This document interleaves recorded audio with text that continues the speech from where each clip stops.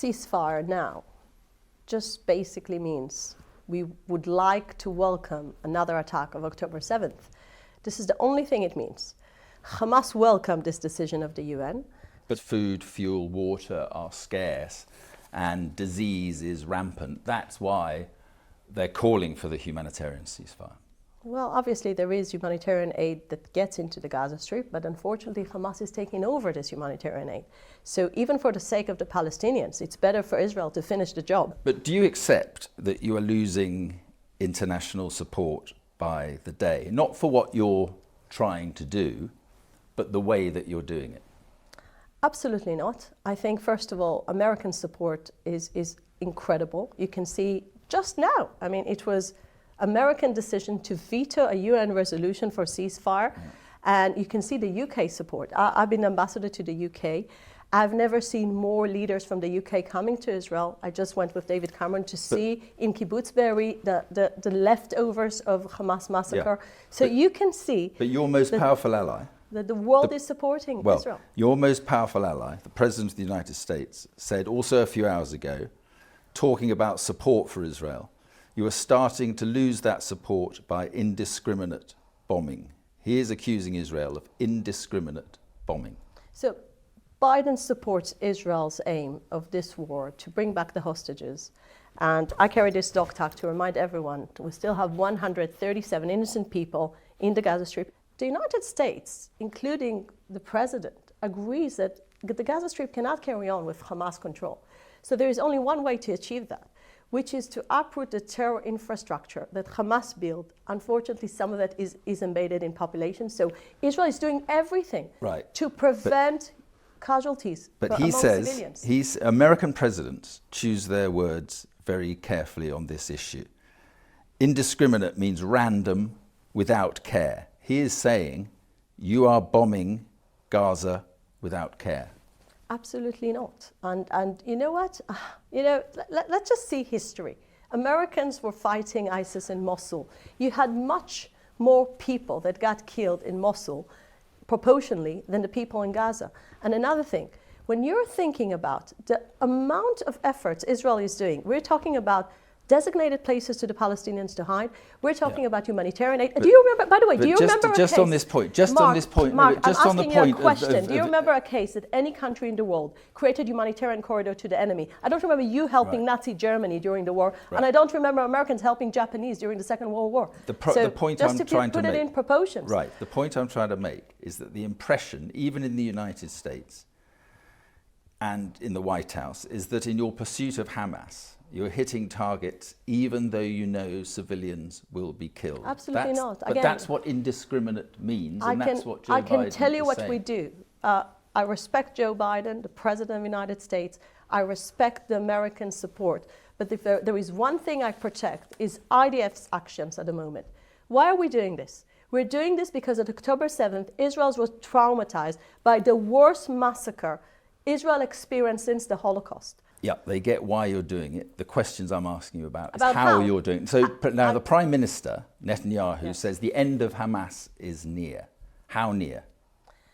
So I'm not sitting now in the war room, so I cannot tell you how much time we have left to the war. But I know that as long as our hostages are still there, and I know that as long as Hamas is still firing rockets on our cities, and we're talking about over 11,000 rockets on Israeli cities in the last few weeks. Well, this is the point. This is the point. We the need truth to is, stop that. It's believed that 3 of Hamas's 5 brigades are still intact. The head of Hamas, Yahya Sinwar, is still in Gaza at large. So the destruction of Hamas does seem some way off. How long will it take? Is it going to take weeks? Is it going to take months? How long will it take? First of all, I really believe this is a matter of more than a few weeks. So we need time for this. And as you said, there is still a lot of work to do. Here's my point. If it costs 18,000 lives to kill what you say is 7,000 Hamas terrorists so far, how many civilians will have to die to kill all 25 to 30,000 Hamas fighters in Gaza? I have a good answer. If Hamas wants to surrender now and to bring back our hostages, no civilian in Gaza will get killed. Right, but if they don't surrender, The reality confronting Israel is that you're going to have to carry on, you're going to have to, as you say, wipe out Hamas. Do you accept that that could mean tens of thousands more civilians dying in the process? It's not like we want civilians to get killed. We were caught into this war not because Israel woke up in the morning and started to attacking the people of Gaza. Israel woke up into October 7th and they were brutally murdered by people that worked in their houses. So Israel woke up in the morning and we realized that on the other side, there are people that want to commit a genocide to the Jewish people. I think the Jewish people have learned something from the Holocaust. The Americans say there's a gap between what you're promising in protecting civilians and what is happening on the ground. More than twice as many children have died in Gaza since October the 7th than in all the conflicts worldwide last year. How can that be justified? I cannot justify any death or any loss of life. This is not the idea. The idea is to justify our duty to our children. Isn't the danger that, as Lloyd Austin, US Defense Secretary, says, you're in danger of turning a tactical victory into a strategic defeat? In other words, so many youths are going to be radicalized that they continue to fight against Israel. Actually, the opposite, and I'm so pleased that you're asking this, because 2005 was the day that Israel left the Gaza Strip in order to give the Palestinians an opportunity to build a safe haven next to the sea. Gaza could have been a beautiful place, having industrial areas, having hotels and beautiful, beautiful places. What Hamas turned this place in few months was to a place that uses his people as human shields, takes all the money from Iran, Qatar, and the humanitarian aid it receives to build underground terror city that cost him over $300 million, that could have made a great city, but instead of that, he preferred to build a terror city. So, okay, you eradicate Hamas.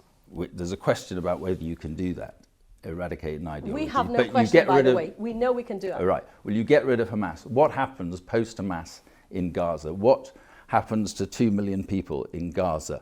What do you think should happen? So I think the Israeli government's vision at the moment is, in order to have a better future both to the Palestinians and to the Israelis, Gaza must be demilitarized and Gaza must be de-radicalized. So this is the two things, the two pillars. I always love to compare it to the Marshall Plan. But with under Israeli occupation? Obviously, we're not interested to govern the Palestinians, but we are interested to make sure that Gaza won't become another terror hub. But so how? We will demilitarize Gaza. Right. We will demilitarize Gaza because no one else volunteers to do that, by the way. And then who is in Gaza? And we believe that together with our allies and with the moderate Arab countries, we can build a better future. But let me tell you my own insight.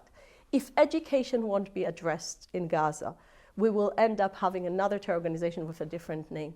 What do you mean, education? It means when you had a Marshall Plan after the Second World War, there were two countries that were totally radical, the German society after the Nazi regime and Japan during the war. Those two societies turn out to be a good Western countries that everyone loves to But I don't quite know what you mean, education in Gaza. Who are you going to educate? What do you want to? I think part, at the moment, under the UN name, the UNRWA schools are becoming terror schools. So you're talking about re-educating the population? If you have the UN involvement, then forget about refugee camps. Why should they be refugees after 70 years of having independent life? They could have built their own life, but they didn't. But re-education is the kind of, you think of China, and you think of... Absolutely not. This is what you did. Camps this is what you did in Nazi Germany. This is what the Muslim British Uyghurs people, and so forth. You're not learning from your own history. In this residence that you came to, there is a Churchill painting.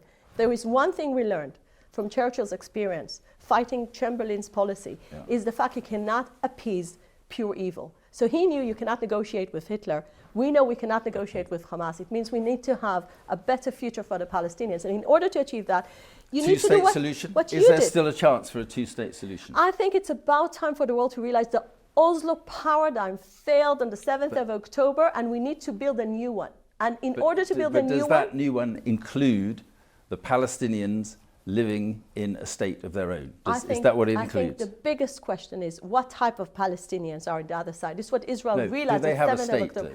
The answer is absolutely no, and I'll tell you why. Well, then because how can at there the be moment, peace? no, How can I'll there be answer peace you. in The reason there is no peace Israel is because the How Palestinians. can, without offering Mark, a state to Palestine, how Mark, can there be peace in Israel knows today, and the world should know now, the reason the Oslo Accords failed is because the Palestinians never wanted to have a state next to Israel. They want to have a state from the river to the sea. So the two-state solution is dead. Why are you obsessed with a formula that never worked, that created these radical people in the other side? Why are you obsessed with that?